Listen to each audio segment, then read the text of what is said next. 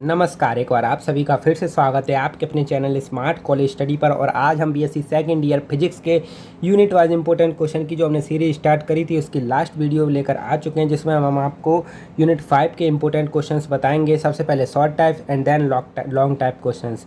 तो चलिए स्टार्ट करते हैं बिना किसी देरी के।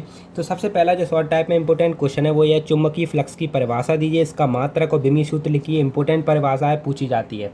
नेक्स्ट इंपॉर्टेंट क्वेश्चन आपका ये रहा, विद्युत चुंबकीय प्रेरण से आप क्या समझते हो। फैराडे के विद्युत चुम्बकीय प्रेरण के नियम लिखना है। आपको दोनों के दोनों नियम याद करने हैं। विद्युत चुम्बकीय प्रेरण क्या होता है ये भी नियम याद करना है। नियम नहीं सॉरी, ये परिभाषा याद करनी है। देख सकते हो कितनी बार पूछा गया है, मतलब 2 लाइन भर चुकी है। ये करके ही जाना है, ठीक है, इंपॉर्टेंट है। उसके बाद नेक्स्ट इंपॉर्टेंट क्वेश्चन आपका ये रहा, स्वप्रेरण का अर्थ समझाना है। किसी कुंडली का स्वप्रेरकत्व से क्या तात्पर्य है ये समझाना है। इसका मात्रक भी लिखना है, तो अच्छे से याद करके जाना। शॉर्ट टाइप का काफ़ी इंपॉर्टेंट क्वेश्चन है। नेक्स्ट इंपॉर्टेंट क्वेश्चन ये रहा, बहुत इंपॉर्टेंट क्वेश्चन है। स्वप्रेरण और अन्योन्य प्रेरण में अंतर स्पष्ट करना, पढ़ के जरूर जाना। ये रहा एक और इम्पोर्टेंट क्वेश्चन, सिद्ध करिए किसी विद्युत चुम्बकीय तरंग में विद्युत सदिश, चुम्बकीय सदिश तथा संचरण सदिश परस्पर लंबवत होते हैं। सिद्ध करो विद्युत चुम्बकीय तरंगों की प्रकृति अनुप्रस्थ होती है। ठीक है, ये इंपॉर्टेंट क्वेश्चन है शॉर्ट टाइप में। नेक्स्ट इंपॉर्टेंट क्वेश्चन की तरफ बढ़े तो आपका ये रहा, मुक्त आकाश में विद्युत चुम्बकीय तरंगों का कला वेग कितना होता है, आयनीकृत माध्यम में कितना होता है। तो ये कोई ज़्यादा बड़ा नहीं है, एक नज़र में देख लेना कि विद्युत मैं अभी आपको बता देता हूँ कि मुक्त आकाश में प्रकाश की चाल के बराबर होता है और आयनीकृत माध्यम में उससे अधिक होता है। बस हो गया आंसर, इसमें क्या था। ठीक है, चलिए दी लॉन्ग टाइप में हम सबसे इंपॉर्टेंट क्वेश्चन फर्स्ट नंबर का ये रहा, फैराडे के नियम के समाकलन और अवकलन रूप प्राप्त करना विद्युत चुम्बकीय प्रेरण में। काफ़ी इंपॉर्टेंट है। तो चलिए नेक्स्ट क्वेश्चन की ओर बढ़ते हैं। नेक्स्ट क्वेश्चन ये रहा, दो कुंडलियों के स्वप्रेरकत्व और अन्योन्य प्रेरकत्व के बीच संबंध स्थापित करना। काफ़ी इंपॉर्टेंट क्वेश्चन है। चलिए आगे बढ़ते हैं। नेक्स्ट इंपॉर्टेंट क्वेश्चन ये रहा, एम्पियर के नियम में संशोधन की आवश्यकता क्यों पड़ी, इसका संशोधित रूप क्या है, इसकी महत्ता समझाइए। या फिर curl B is equal to mu nought J केवल स्थायी धाराओं के लिए सत्य है, परिवर्तनीय क्षेत्र में इस नियम की विसंगति की व्याख्या करिए।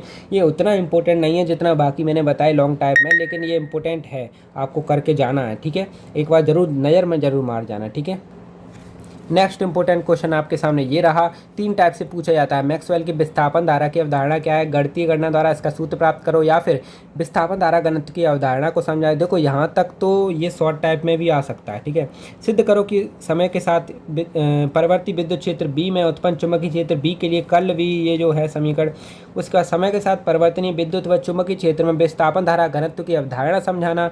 सिद्ध करो कि विस्थापन धारा घनत्व Z is equal to del D upon del T. ये इंपॉर्टेंट क्वेश्चन है, ठीक है, जरूर करके जाना इसको।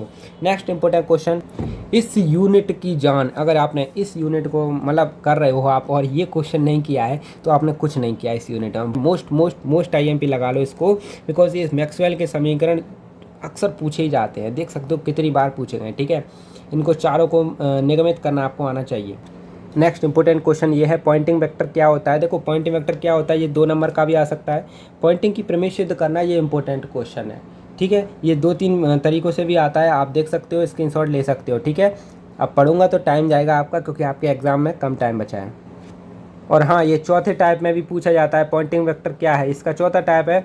इस तरीके से भी पूछा जा सकता है कि सिद्ध करिए विद्युत चुम्बकीय तरंग में ऊर्जा प्रवाह की दिशा ई वेक्टर तथा बी वेक्टर के तल में लंबवत होती है और तरंग संचरण में ऊर्जा संरक्षित रहती है। ठीक है, अथवा 5वें टाइप में ये भी पूछ सकते हैं, विद्युत चुम्बकीय तरंग संचरण में ऊर्जा संरक्षण पर टिप्पणी लिखिए। ठीक है, तो इंपॉर्टेंट क्वेश्चन है भाई पॉइंटिंग वेक्टर वाला।